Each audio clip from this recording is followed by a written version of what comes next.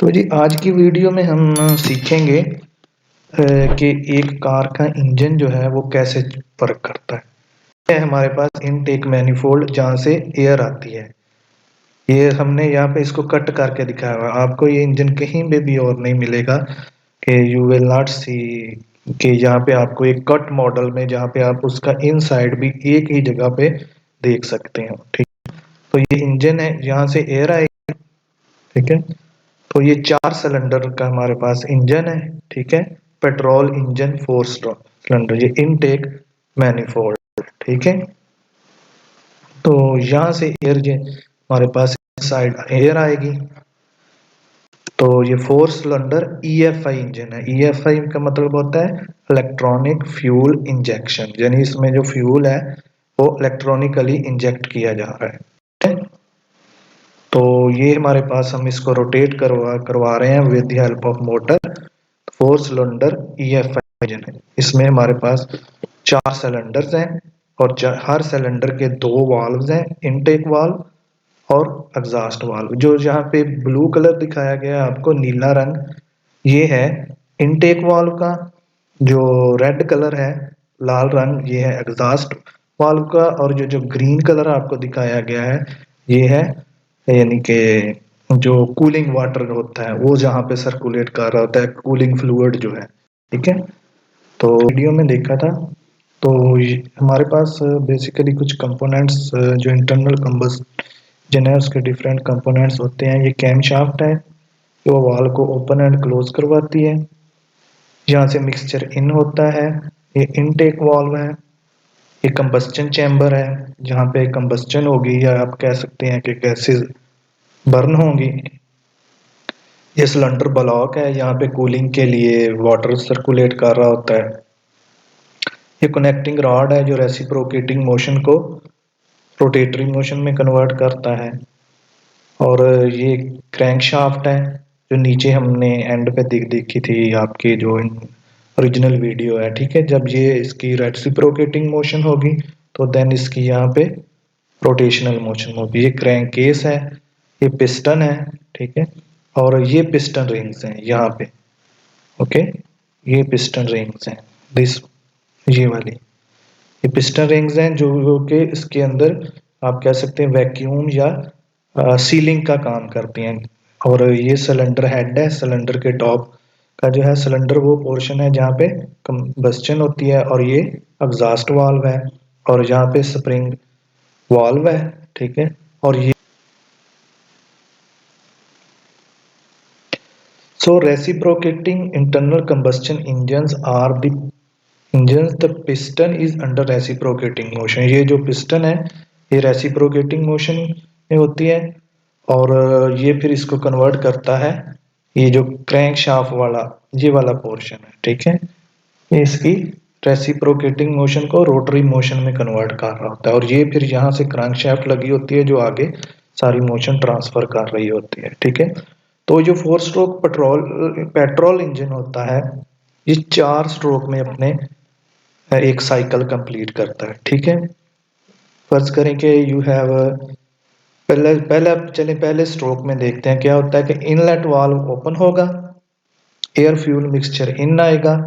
Okay, exhaust valve close होगा और piston जो है वो ऊपर से नीचे की तरफ मूव करेगा। ओके, ये कनेक्टिंग रॉड है। देन इसको इनटेक स्ट्रोक कहते हैं। और सेकंड स्ट्रोक में क्या होगा, पिस्टन अपवर्ड मूव करेगा, दोनों वाल्व क्लोज हो जाएंगे। ओके, और इसकी कंप्रेशन होगी, यानी कि ये जो हमने इनटेक था एयर फ्यूल का मिक्सचर ये कंप्रेस हो रहा है। At the end of the compression both valves are closed. और एंड ऑफ द कंप्रेशन होगा, स्पार्क प्लग उसको बर्न करेगा और ये जो हमारा मिक्सचर था ये बर्न होगा, एक्सपैंड होगा, तो पिस्टन जो है वो नीचे की तरफ मूव करेगा। ओके, तो ये हमारा जो क्रैंक शाफ्ट है ये रोटेट करेगी। ओके, एंड और जब कंबस्टन खत्म हो गई देन क्या है, आपका जो पिस्टन है अपवर्ड मूव करेगा। ओके, जो आपकी फिर eight the end of the expansion stroke, इसको पावर स्ट्रोक के साथ साथ एक्सपेंशन स्ट्रोक भी कहते हैं। Explosive forces explosion forces the piston down, जो हमारे पास यहाँ पे धमाका या एक्सप्लोजन होता है वो इसको नीचे की तरफ मूव करता है, ठीक है, पुश, इसको पुश करता है तो हमें पावर मिलती है इस इंजन क्रैंक शाफ्ट में। ये क्रैंक शाफ्ट कहाँ पे मोशन ट्रांसफर कर रही होती है ये आगे हमें वीडियो में आपको दिखाते हैं। तो देन आखिरी स्ट्रोक में क्या होता है कि फिर इनटेक वाल्व क्लोज रहता है और एग्जॉस्ट वाल्व जो है वो ओपन हो जाता है, तो हमारी बर्न गैसेस जो है वो बाहर निकल जाती है। ये हमारे पास जो कंपोनेंट है इसको हम कहते हैं कैम। ओके, ये कैम यूज होती है open and close the valve.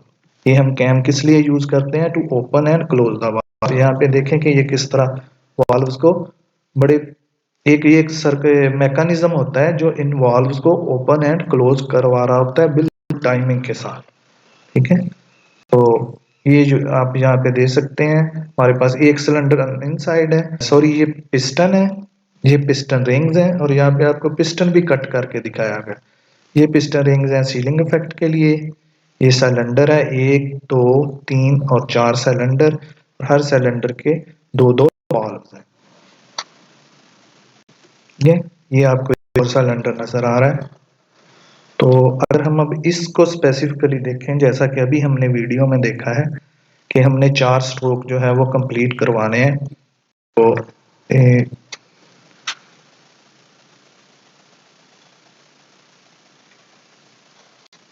इस वीडियो इससे चलें स्टार्ट करते हैं, ठीक है। ये वाला देखिए, इनलेट वाल्व जो है ओपन हो गया है, एग्जॉस्ट वाल्व क्लोज है।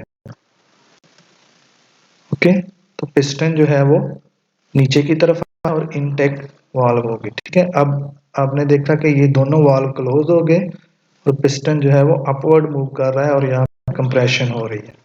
ये कंप्रेशन हुई, कंप्रेशन के बाद एक्सपेंशन होगी यहाँ पे और एग्जॉस्ट होगा, क्योंकि ये एक कट आउट मॉडल है इसलिए आपको यहाँ पे हम एक्सपेंशन दिखा यानी कि एक्सप्लोजन दिखा नहीं सकते।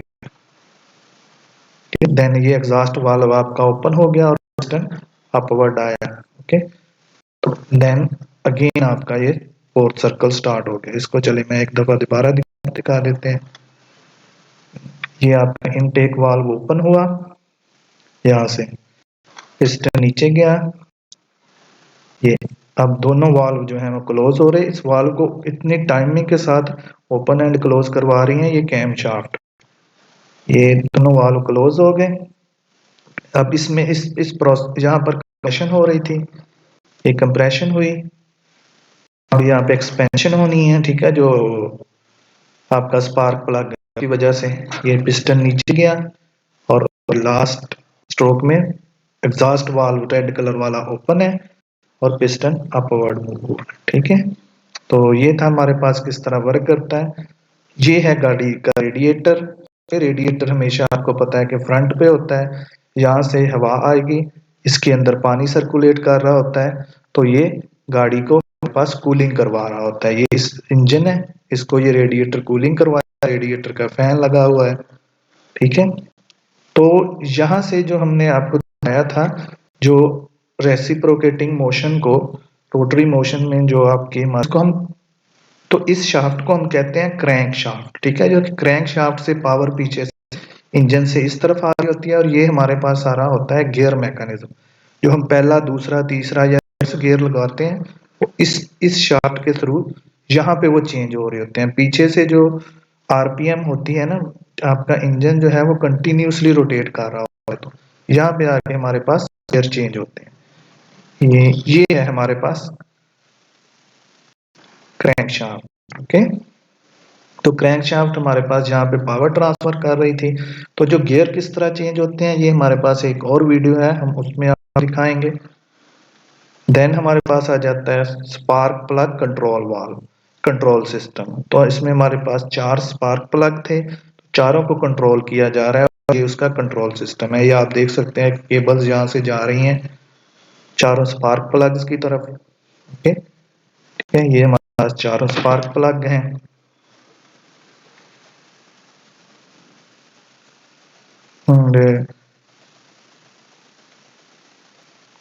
ये हमारे पास front wheel shock absorbing system है, ठीक है। ये ब्रेक मैकेनिज्म है, front wheel drive shock absorbance system, ठीक है, ये फ्रंट व्हील शॉक सिस्टम।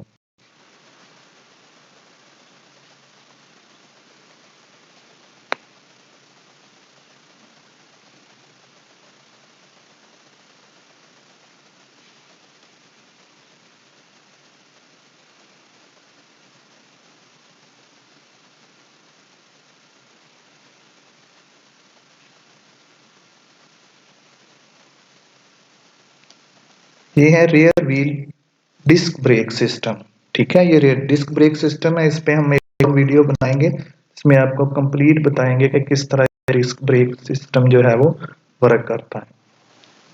तो चलें दोबारा अगेन हम इंजन पे आ जाते हैं, इंजन वाले पोर्शन पे। तो यहाँ पे आप देख सकते हैं कि कैसे हमारे पास गियर जो है इस क्रैंक शाफ्ट से यहाँ वाली जो है तो इस तरफ पावर आती है और यहाँ पे फिर हमारे पास गियर चेंज हो रहे होते हैं।